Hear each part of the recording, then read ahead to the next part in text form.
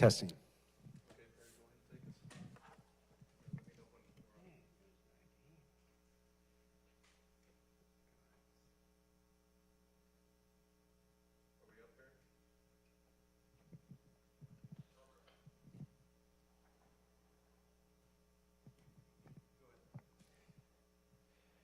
All right. Hi, everybody.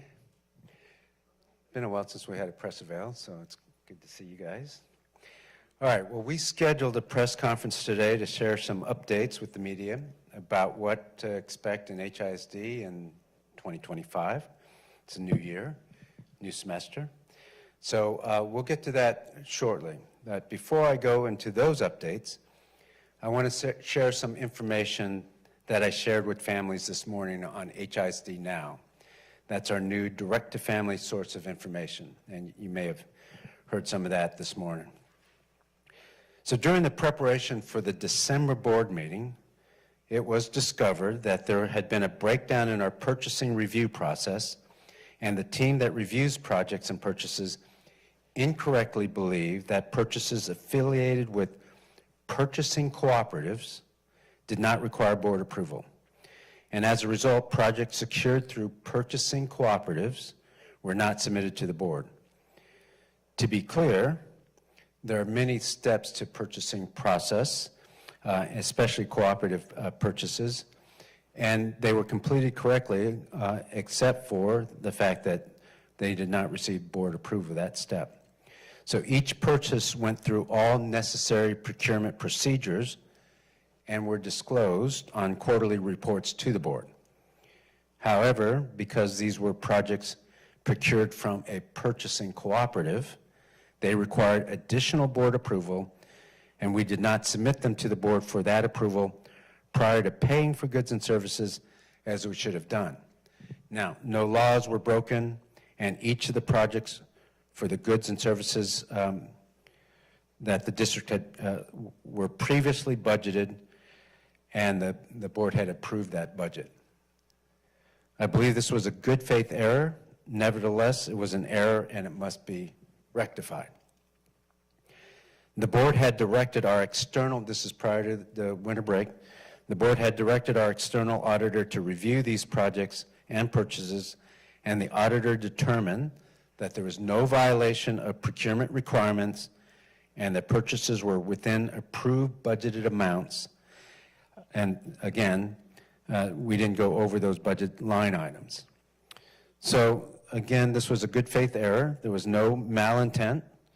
We've identified some immediate practice changes to make sure this kind of error doesn't happen again. So we'll be adding an attorney to the legal services team to supervise procurement actions and contract approval. We'll conduct a quarterly compliance audit to ensure all of our contracts and procurement actions align with requirements of board policy. And then I will be directing all HISD leaders, those who are directors and above, that they are responsible for making sure they know and comply with all board policy that applies to them, and our legal services team will send out monthly updates on board policy changes. All right, so that is what we reported this morning. I wanted to make sure, just in case you hadn't seen it, that you had the same information. Now I'm going to pivot to some other timely updates for the start of 2025, which was a week ago. So as you may know, we launched HISD Now. It's a live broadcast every day, 3 times a day, and then ad hoc announcements. We will be fully broadcasting fully in February, so that this is a soft launch right now, and you'll hear more about it, the official launch, which is going to be February 5th. HISD Now. Second, you may know that we have the NWEA MAP assessments coming up, and that actually starts tomorrow. Tuesday, Wednesday, Thursday, and then we'll do makeups later. But that's an assessment that we used last year, and We have a beginning of the year, middle of the year, end of year. This is our middle of the year assessment. We're kind of excited about the MAP assessments. They give a good idea of how well our teachers have been doing this first semester, and our students have been doing this first semester, especially with the quality of instruction. So the next thing I want to emphasize is we have the instructional reviews, not this week, but the following week. You may know the term IRT, independent review teams. They look at and assess the quality of instruction at every school. And so we've been doing that in the first semester, and the next review happens next week, over the next couple weeks. And then a couple more things. Weapon detection systems, we talked about that before. The first one goes in at Lamar High School. This is not this week, but the following week. And then Northside High School, and then Bel Air, and then the other high schools will be coming online. Weapon detection systems. And that starts, the implementation of that starts with Lamar. In fact, the community meeting for Lamar is going to be held tonight by Principal Graves. So we'll explain that. I mean, they've been practicing, they've been going through their plan, and so we're looking forward to good rollout of the weapon detection systems. And then finally, just want to note that the budget process is already starting.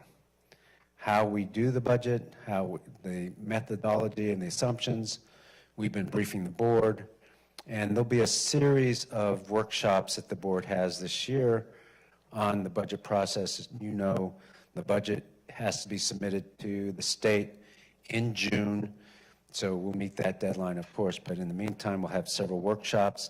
I think the first workshop is January 28th, and we'll announce the others as they come up. So that's the quick review of what we got going. Actually, one other thing, you know, we have our evaluation system. We've been teacher evaluation system that we hope the board will approve in March, and that's an add-on or change to the TESS, the T-TESS evaluation system that we have currently for teachers. So that process is ongoing, and we started well into the, right after the school year started, to get input from teachers and principals and others. That's it. Who's got the first question?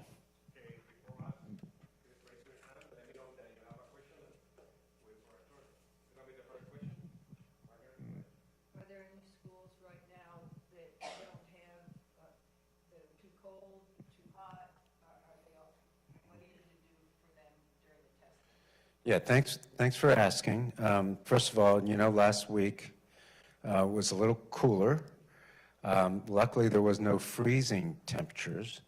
But what you don't know is that behind the scenes, you have maintenance crews working early in the morning, over the weekend, trying to make sure that the chillers, that alarm overnight, get fixed or get put back online. And so we were able to keep all the kids in school, and we didn't have to close schools.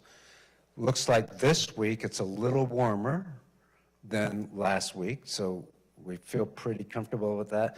I mean, look, it still gets down into the low 40s and in some cases upper 30s in the evening, or at night.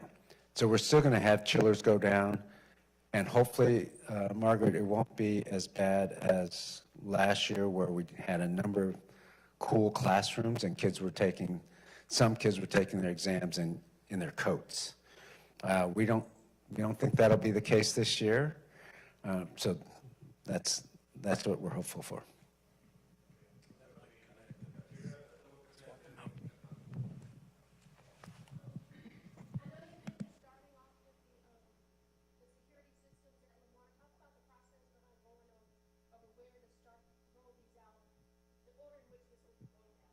Yeah, so we're starting with high schools, of course, and we'll see if we have enough money next year for middle schools.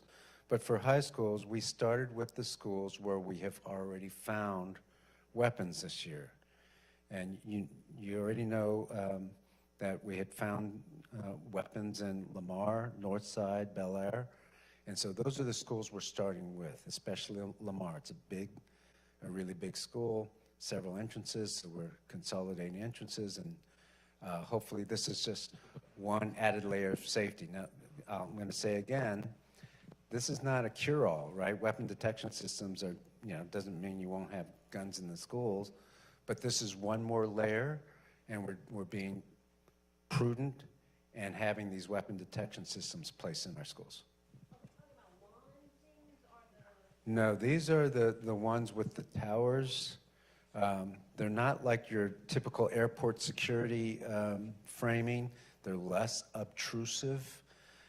So you'll see these towers that kids walk through. Okay, next question, Fernando. Let me pass you this microphone because we are streaming right now live. So, in a series of videos updates in HISD YouTube channel last week, the district confirmed heating, water, and switch problems at some schools. For next week, we are expecting 26 degrees in Houston area. I know you mentioned how are you going to deal with these heating problems. You think that the system of the heating is prepared 100% for next week? So not this week, but the following week, you're right. We've looked at the report already, and there does seem to be an evening or two where there's going to be freezing temperatures, so below 32 degrees. Luckily, there won't. It doesn't seem like there'll be precipitation. We'll see if weather reports change.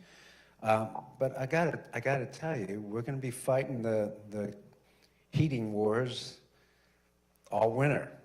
I mean, we've got old infrastructure. The maintenance crews will be out. On a really cold night, if it does get down to the 20s, I don't know if it will, but if it does get down to the 20s, we're going to have several chillers and heating systems go out.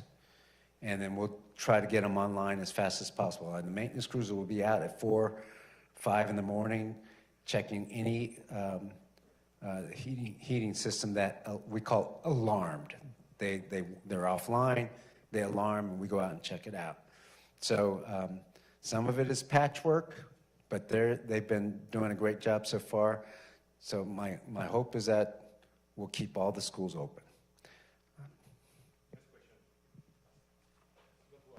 Thank you. Superintendent, I know you acknowledged the mistake around the procurement, and we did an analysis that showed during that period when the cooperative agreements were not going before the board, that spending averaged about $55 million a month as compared to about $30 million a month on cooperative agreements in the 2 years beforehand. What explains that increase?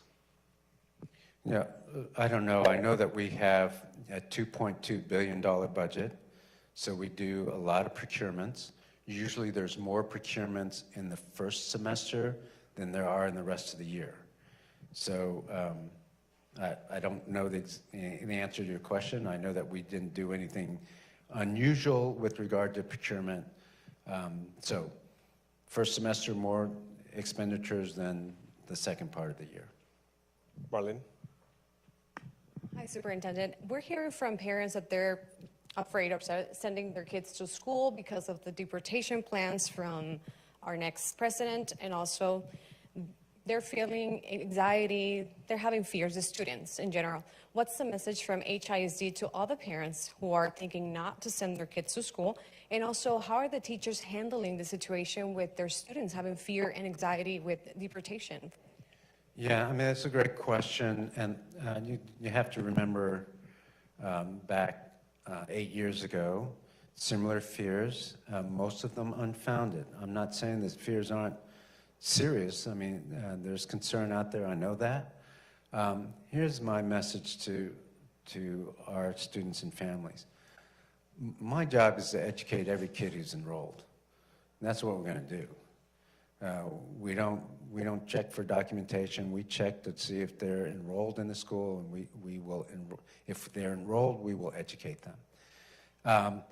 I hesitate to jump the gun. We shouldn't have done that 8 years ago, and we're not going to. So we'll cross any bridge we have to if it comes up. We follow the law always, but at the same time, we will make sure that the job is to educate kids. That's what we're going to do. Well, what are teachers doing to help with the students who are having fears and anxiety? So if we haven't put out, I know we talked about putting out a one-pager just to explain the current process, and we're going to keep doing that. And I'm looking over here. I don't know when that one-pager will go out, if it has already, but I know we talked about it, and we're going to put that out, our legal department.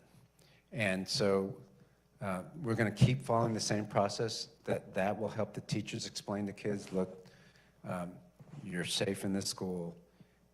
You're going to continue to get an education from us. Margaret? Going back to the security question, I just wonder, how are you going to move the kids through in a timely basis to get schools started on time? And I know in some other schools, more elementary, you've moved to one entrance and one entrance only, which is tougher for a high school. How are you going to get them through and still be thorough in your checks? Yeah, that's a good question.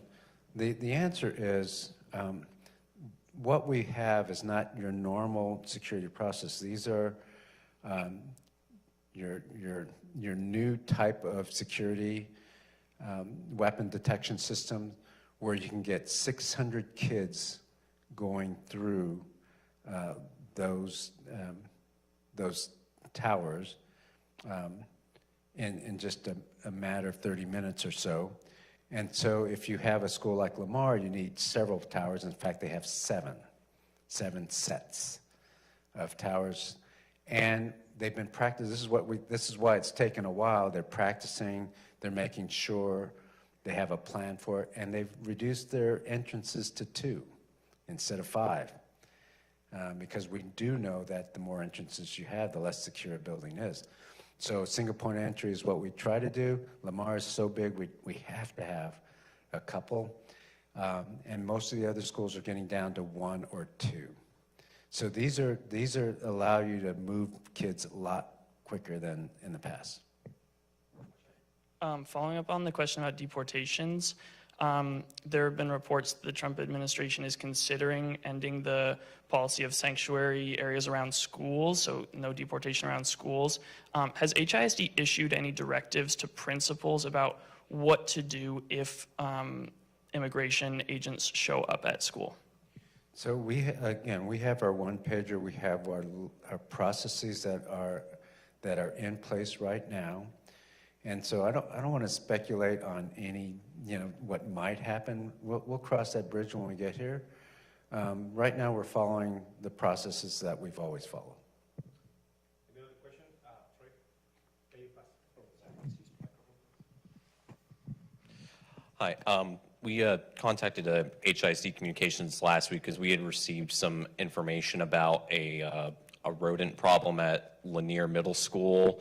I've been talking to some people that say that this has been going on at least since Thanksgiving. Is the district aware of what's going on, and what steps, if any, have been taken to solve these issues right now?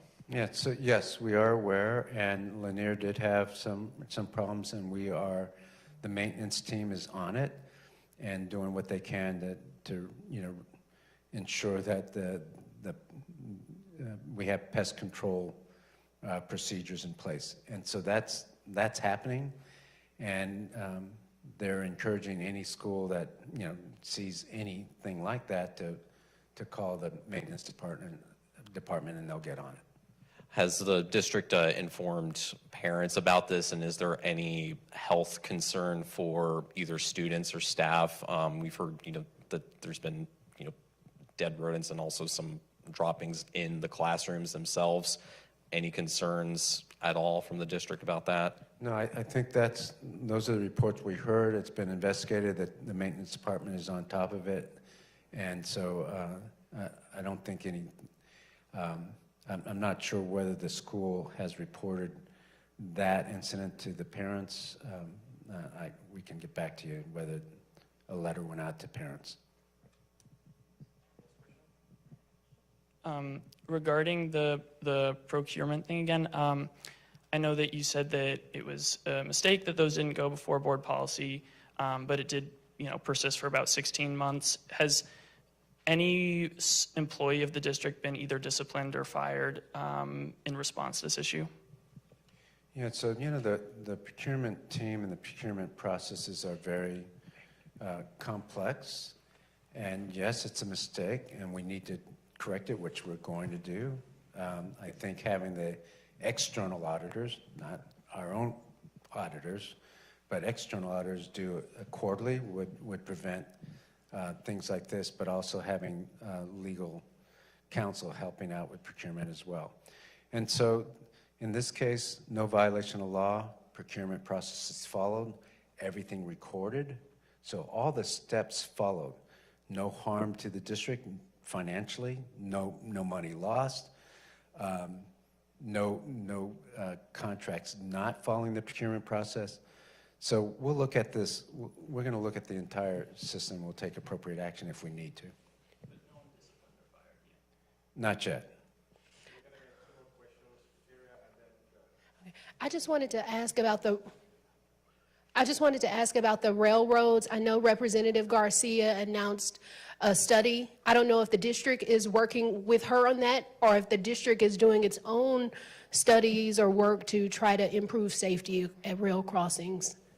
So I believe we had a meeting with Union Pacific today, but I've also had a meeting with them before winter break, and there have been other meetings. So we know that this is not a problem we can solve on our own. This is a problem in the making for 20, 30 years.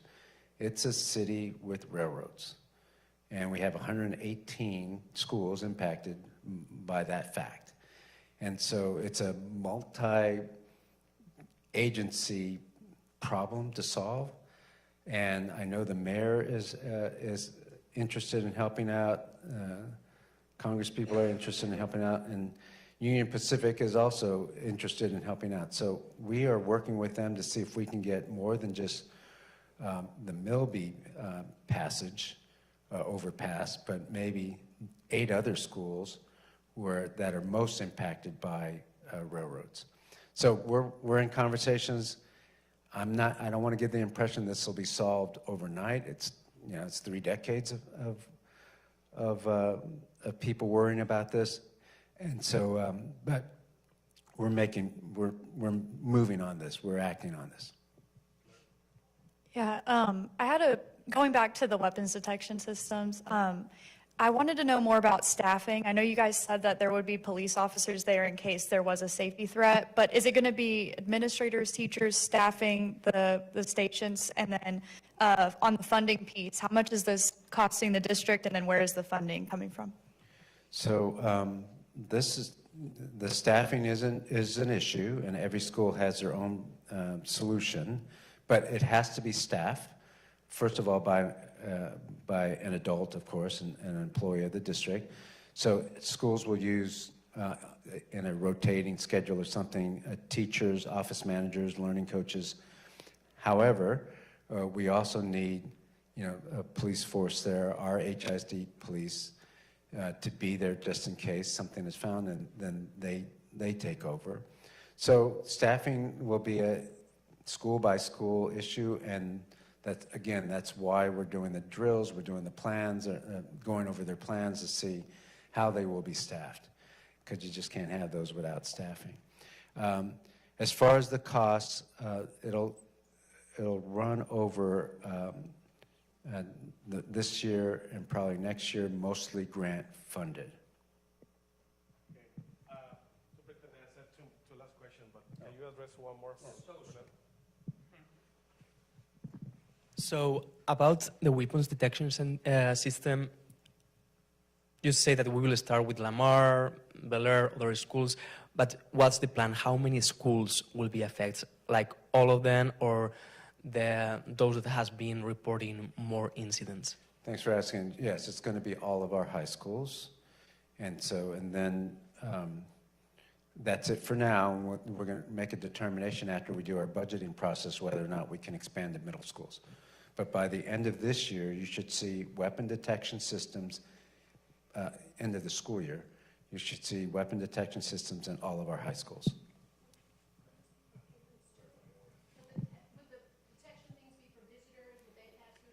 That's, yes, ma'am. So once we have them up, we're expecting anybody who visits the school also to go through weapon detection. I mean, I think that makes sense, right? If the kids have to go through and then, you know, later in the day you have visitors, they should also go through the same weapon detection systems.